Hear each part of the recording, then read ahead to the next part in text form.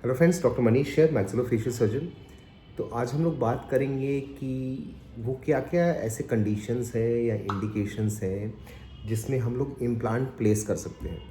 Implant मैं हर बार बताता हूँ आप लोगों को। इम्प्लांट क्या चीज़ होती है basically, it is like titanium screw होता है, मतलब एक मेटल का पीस होता है जो हम लोग छोटी सी सर्जरी करके जहाँ पे दांतों की जड़ें होती हैं वहाँ डाल देते हैं। मतलब अगर कोई ऐसा व्यक्ति जिसका दांत ही नहीं है तो हम लोग दांत, आपने जब देखा होगा कि टेक्निकली क्लिनिकली अपने किसी के मुंह में देखा होगा तो क्या होता है, कुछ हिस्सा उसका मसूड़े के बाहर रहता है, कुछ हिस्सा मसूड़े के अंदर रहता है।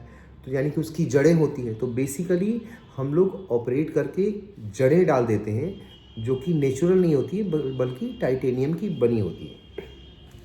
तो अब सवाल ये आता है कि किन किन लोगों को हम लोग इम्प्लांट बेसिकली लगा सकते हैं। ये भी बहुत इंपॉर्टेंट क्वेश्चन है कि क्या क्या इंडिकेशंस उसकी होती हैं। तो देखिए, सबसे पहले वो पेशेंट्स हो सकते हैं जो कि कंप्लीट डेंचर पहनते हैं। यानी कि कुछ ऐसे आपने बहुत सारे लोगों को देखा होगा जो कि नकली जबड़ा लगाते हैं, बत्तीसी जिसको बहुत लोग बोलते हैं, खोलने निकालने वाला जबड़ा होता है।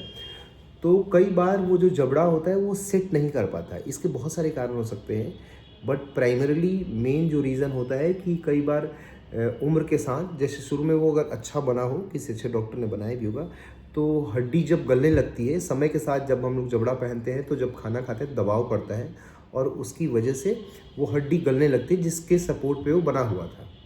तो उसके बाद वो क्या होता है, चूँकि वो प्लास्टिक का होता है उसका तो आकार प्रकार फिक्स है और हड्डी बदल गई तो वो ढीला हो जाता है। ठीक है, तो उस केस में हम लोग स्क्रू डाल के लगा सकते हैं। कई बार क्या होता है कि ऐसे भी पेशेंट्स होते हैं जो न्यूरोलॉजिकली स्टेबल नहीं है, मतलब उनको कोई न्यूरल कंडीशन है या ब्रक्सर्स हैं जिसकी वजह से उनका जो जबड़ा होता है वो मतलब हिलते रहता है, पार्किंसंस है, ऐसे ऐसे हिलते रहता है।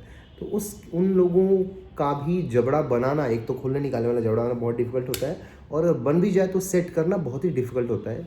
तो उन लोगों के केस में जो लोग जबड़ा लगाते हैं हम लोग इम्प्लांट प्लेस कर सकते हैं। फिर ऐसा भी कंडीशन हो सकता है कि कोई ऐसे पेशेंट हो जिनका जो दांत निकाला गया है वो सबसे पीछे वाला दांत हो। ठीक है, तो चूंकि जब हम लोग फिक्स दांत लगाते हैं टेक्निकली, जब किसी डेंटिस्ट के पास जाइएगा तो एक जगह अगर दांत मिसिंग है आपका, मान लीजिए 3 उंगलियां हैं और ये बीच वाली उंगली निकल गई, दांत है निकल गई, तो आगे और पीछे वाले जो दांत होते हैं उसको थोड़ा छोटा कर दिया जाता है और उसके बाद दो खोखला टोपी होता है और एक बीच में सॉलिड होता है, वैसा दांत जिसको हम लोग एफपीडी बोलते हैं, फिक्स पार्शियल डेंचर, वो लोग भी लगाते हैं। तो उसमें क्या होता है कि दो आपके अच्छे दांत कट जाते हैं, तो उन केसेस में भी हम लोग ऑपरेट करके छोटा सा स्क्रू डाल के उसको इम्प्लांट लगा सकते हैं।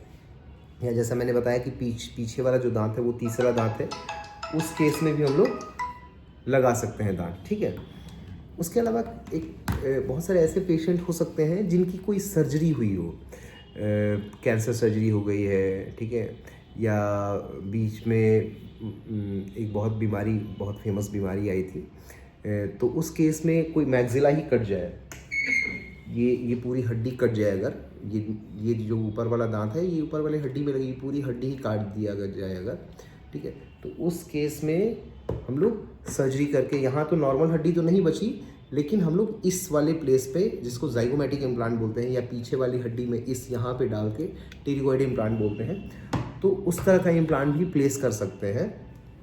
या बहुत सारे ऐसे होते हैं बच्चे, मैंने बहुत केसेस देखे हैं ऐसे, क्योंकि मेरे पास रेफरल केसेस बहुत आते हैं, जैसे कि ब्लैक फंगस में भी ऑपरेट हम लोग कर देते हैं जैसा मैंने बताया, तो उस केस में पूरी हड्डी चली जाती है, उस केस में हम लोग जाइगोमैटिक या टेरिगोइड इम्प्लांट कर सकते हैं। बहुत सारे ऐसे भी बच्चे केस में आते हैं जिसको हम लोग खास बीमारी है, उसको बोलते हैं इक्टोडर्मल डिस्प्लेजिया। तो उसमें और भी साइन सिम्टम होते हैं, मतलब जनरलाइज बॉडी के, लेकिन उसमें क्या होता है कि दांत ही नहीं आते हैं, पूरा का पूरा जबड़ा ही मतलब हालांकि वो बहुत तरह का उसका क्लासिफिकेशन है, किसी में सिंगल टूथ मिसिंग हो सकता है, किसी में मल्टीपल हो सकता है, ऑलिगो टाइप बोलते हैं उसको, किसी में कंप्लीट हो सकता है एनोडोंशिया, इक्टोडर्मल डिस्प्लेजिया हो सकता है उसको। तो उस केस में कोई दांत ही नहीं आता, तो उस केस में हम लोग बच्चों को ऑपरेट करके ही दांत लगा सकते हैं।